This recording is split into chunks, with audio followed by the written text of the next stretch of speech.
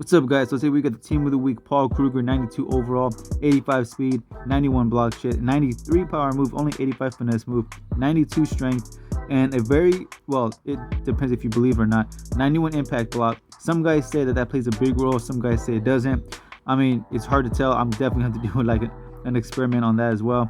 And yes, he does get double or nothing and edge threat, with which I've tested plenty of times, and I can definitely say that is a very dangerous combination for a defensive end. Yes, he is a left outside linebacker, but in this video you will see him at the left end position, and I'll tell you right now, he plays just fine there. You can leave him at the linebacker spot if you want to, but trust me, he'll play just fine there as well. So with that being said, yes, the abilities he gets are awesome, and I will be comparing him to Myles Garrett, because that guy just blows me away. That guy is awesome. So anyways, right here you see him.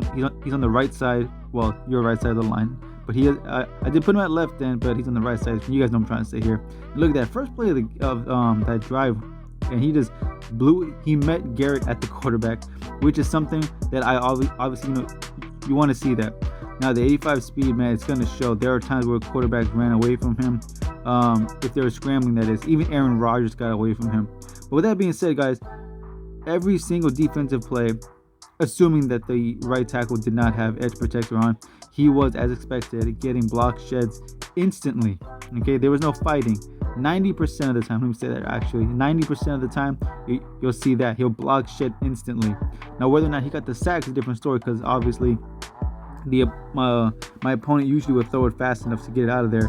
All right, but usually, all right, he's gonna cause havoc. He's going to either get a sack, or at the very least he's going to have that quarterback under pressure and something like that, where like it's an incomplete pass. Although I feel that those should be considered fumbles, but that's another story. Now here's the thing, for anyone to say that, well, if your opponent has edge protector, it's kind of a waste, having that. If that's the case, then at halftime just make adjustments, put those abilities on someone else, because yeah, it does cost 5 AP, all right, with the discounted double or nothing.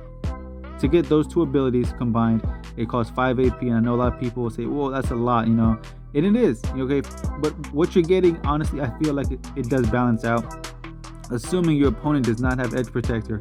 In that case, it's not really worth it at all. Then yeah, because what I do, if I run up against somebody who has edge protector on their tackles, which I do recommend, if that's the case, then at halftime I'll make the adjustments. I'll put the abilities on my safeties, linebackers, defensive tackles, whoever it may be, right? Don't be stubborn and just leave them on, because then you really are just helping your opponent out at that point. Now here's the thing, as far as the stopping the run, I was sorely disappointed. Guys like Casper, okay, the tight end, were holding him up constantly. All right, constantly holding him in check on the run game. All right, not just Casper, of course. Yeah, plenty of right tackles and whatnot were holding him in the run game too. They were pushing him away, and that was surprising. All right, I was really hoping he would have been a bit more effective, but that just wasn't the case. So, in my opinion, if you want to get the most out of Kruger, just blitz him, give him those abilities. He'll be solid. As you see right here, this is where he will shine the most. Obviously, yeah, I don't think he's suited for playing in the zone. No surprise there, but and of course, I guess it's not really, it's not really a drawback. But the 85 speed, when you have guys like Lamar Jackson, Kyler Murray, you don't see Mariota as much as you used to.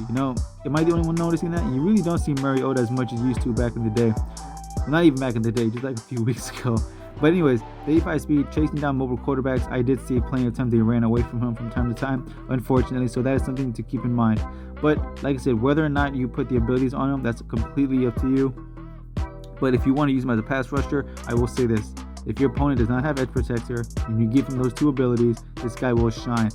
And if you get a Browns theme team and you pair him up with Myles Garrett, like I did, I don't have a Browns theme team, but I'm just saying, if you got a theme team, having those two on the end with those abilities, pricey for the AP, I'll admit that, but definitely worth it if your opponent does not have edge protector on either of his tackles. Garrett and Kruger will feast all game. All right, I would predict a 10-sack game almost. All right. So with that being said, is he worth the price tag? Right now he goes for about 300, between 3 and 350. Sometimes he'll go up to 400,000, but I don't suggest buying him that high. 300,000 and below with the abilities, I would actually say yes. But guys, thanks for watching. I know All Madden Season 2 is coming out tomorrow. I'll see you then.